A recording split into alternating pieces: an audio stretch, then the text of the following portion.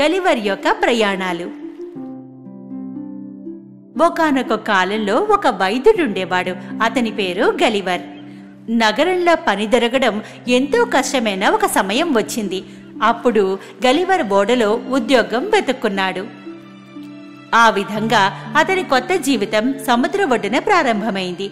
కొన్ని రోజులు మొదట్లో అది చాలా అందంగా కనిపించింది. ఓడ ప్రయాణాన్ని ఆనందించసాగాడు. కానీ ఒకరోజు ఎంతో బలమైన ఉరుము వచ్చింది. కొన్ని గంటల పాటు భారీ తరంగాల్లో కష్టపడిన తర్వాత ఓడ తిరగబడింది.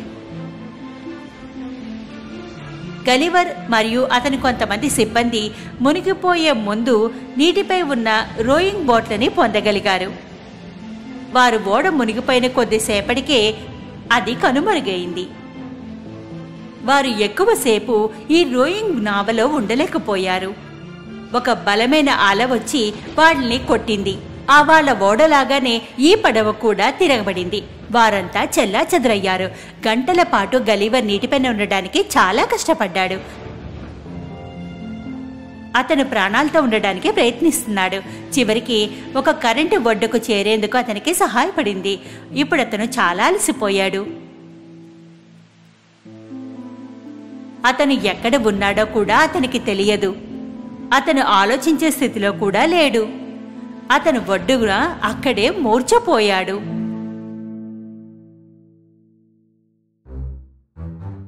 అతనికి మెలకువ వచ్చినప్పుడు అతను చూశాడు. పైనుండి కింద వరకు ఎవరో కట్టి ఉంచినట్టుగా తెలుసుకున్నాడు. చిన్న చిన్న మనుషులు తన చుట్టూ ఉన్నట్టుగా గమనించాడు. వాళ్ల పొడవు చాలా పొట్టిగా ఉన్నారు. ఆశ్చర్యంతో ఆ గలివరు ఆ చిన్న వ్యక్తులను చూస్తూ ఉన్నాడు. అదే ప్రతిచర్యతో చిన్న వ్యక్తులు కూడా అతన్ని చూస్తున్నారు. అదే క్షణంలో గలివర్ తన శరీరమంతా ఒక జలధరింపు అనుభవించాడు. అదేమిటో చూడ్డానికి అతని తల పైకెత్తినప్పుడు అతని శరీరం మొత్తం చిన్న చిన్న బాణాలతో కప్పబడి ఉండడాన్ని గమనించాడు. చాలా భయంతో ఆ చిన్న వ్యక్తులు అతనిపై బాణాలు విసురుతున్నారు. దయచేసి నన్ను చంపకండి, నేను మీకు ఎటువంటి నష్టాన్ని కలిగించను. కొద్ది రోజులు వారు అతన్ని చేతులు కాళ్ళు కట్టి ఉంచారు. వారు అతనికి ఆహారం నీరు ఇచ్చేవారు. కొన్ని రోజులు గడిచిన తర్వాత అతనిని ఒక బండికి కట్టి ఉంచారు. అతన్ని వందలాది చిన్న చిన్న గుర్రాలు లాగి తమ సొంత పట్టణానికి తీసుకెళ్లాయి. ఆ చిన్న పట్టణాన్ని లిల్లీపుట్ అని పిలిచేవారు.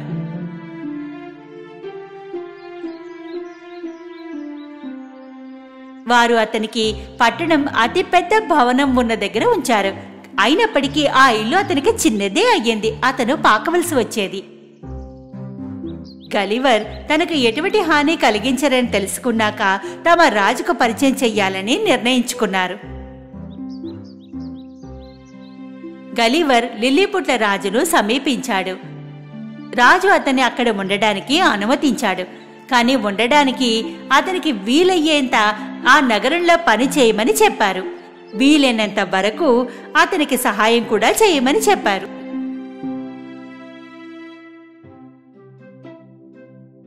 గలివర్ ఒక కాగితంపై సంతకం చేశాడు. దానిపై రాసి ఉంది అతను ఏం చెయ్యాలో ఏం చేయవద్దో అన్నది. ఉదాహరణకు అతను తన చేతులపై ఎవరినైనా ఎత్తుకుని ఉంటే అతని అనుమతి అవసరమైంది. అలాంటి పరిస్థితుల్లో గలివర్ లిల్లీపుట్లో నివసించడం ప్రారంభించాడు.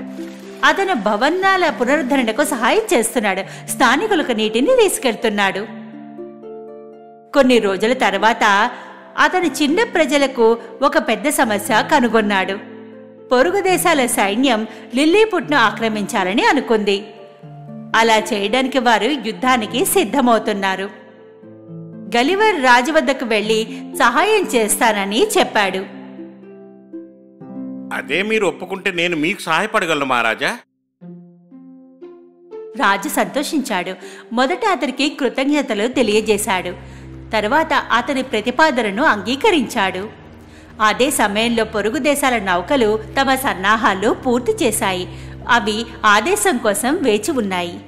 ఈ వార్త పట్టణమంతా ఆందోళన చెందింది. మరోవైపు గలివర్ చాలా సులభంగా ఉంది. ప్రతి ఒక్కరూ తమకు వీలైనంత వైర్ను కనుగొని తమ వద్దకు తీసుకుని రావాలని కోరాడు. గలివర్ వారందరూ తీసుకుని వచ్చిన తీగల్ని చాలా పొడవుగా బలమైన తాడుగా అల్లి గట్టిగా తయారు చేశాడు.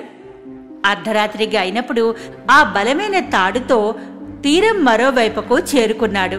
శత్రువును చూడకుండా మరోవైపు ఓడరేవుకు చేరుకోగలిగాడు. అతను అన్ని ఓడలను ఒకదానితో ఒకటి కట్టిపడేశాడు. లోపల ఉన్న కొద్దిమంది సైనికులతో వాటిని లిల్లీపుట్ ఒడ్డుకు లాగాడు. ఓడరేవు వద్ద అతని కోసం ఎదురుచూస్తున్న ప్రజలు చాలా సంతోషించారు. వారు శత్రు సైనికుల్ని జైల్లో పెట్టారు.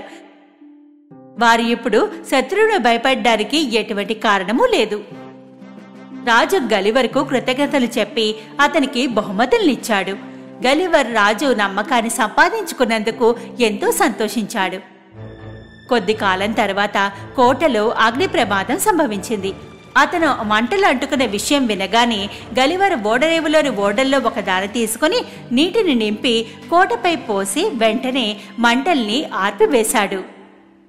గలివర్ మరియు రాజు బాగా కలిసిపోతున్నారు. నిర్ణయం తీసుకునే ముందు రాజు ఎప్పుడు గలివర్ను అభిప్రాయాన్ని అడుగుతుండేవాడు. వాస్తవానికి ఇది రాజుకు ఇతర సలహాదారులకు నచ్చలేదు. వారు గలివర్ అంటే అసూయపడేవారు. మహారాజా, ఇది మేము విన్నాము. గలివర్ రాజ్యంలో పట్టు సాధించి లిల్లీపుట్ రాజు స్థానాన్నే దోచుకోవాలని చూస్తున్నాడు. నిజంగానా? అవును మహారాజా, తాను ఎంత శక్తివంతుడో మనందరికీ తెలిసిందే. అదే వాడు మనపై దాడి చేస్తే మనం ఏమీ చెయ్యలేం మహారాజా. మనం ఈ విషయంలో ఇలా కూర్చోలేము. జనాలు కూడా ఎంతో గంభీరంగా ఆలోచిస్తున్నారు. రాజు తన సలహాదారులచే బాగా ప్రభావితమయ్యాడు. అతను గలివర్ను శిక్షించాలని నిర్ణయించుకున్నాడు. ఇప్పటి వరకు వాడి వ్యవహారాన్ని చూస్తే కనుక మృత్యు శిక్షను వాడికి విధించలేను.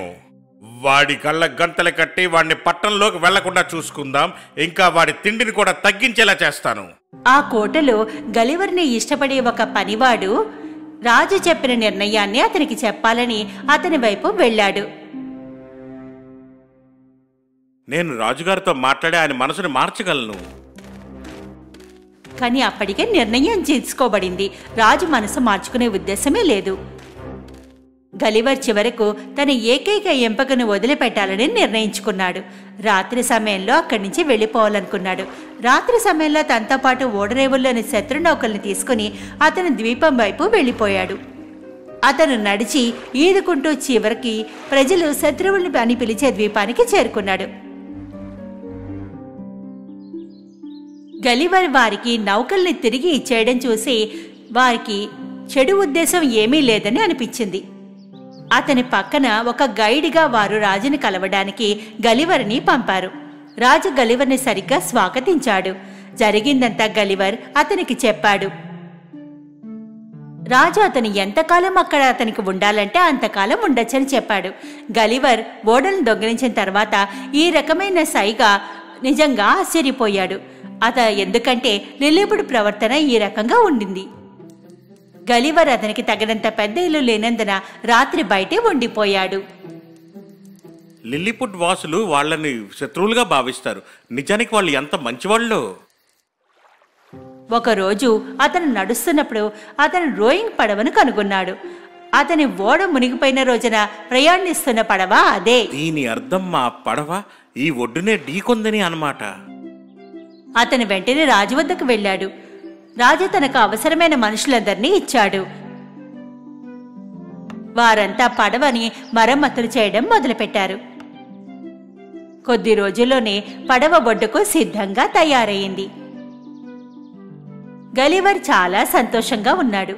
ఎందుకంటే అతని చివరికి చిన్న ప్రజల రాజ్యాన్ని వదిలి తన ఇంటికి వెళ్ళబోతున్నాడు. తనని స్వాగతించిన రాజు తన ప్రజలకు కృతజ్ఞతలు తెలియజేశాడు. కానీ పెద్ద సముద్రంలో ఓ చిన్న పడవ అతని కోసం ఒక కఠినమైన ప్రయాణం వేచి ఉందని తెలుసుకోలేకపోయాడు. ఒక చిన్న తుఫాన్ అయినా సరే నా ఈ పడవను ముంచేస్తుంది. సముద్రంలో కొన్ని రోజులు ప్రయాణించిన తర్వాత అతను ఒక ఓడను చూశాడు. అతను సహాయం కోసం కేకలు వేయడం ప్రారంభించాడు. ఇక్కడ నాకు సాయం చెయ్యండి, ఓ భగవంతుడా. చివరికి వారు అతని మాటని విన్నారు.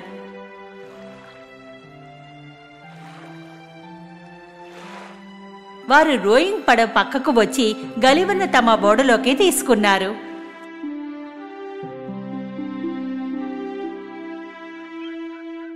దాంతో గలివర్ సురక్షితంగా ఉన్నాడు.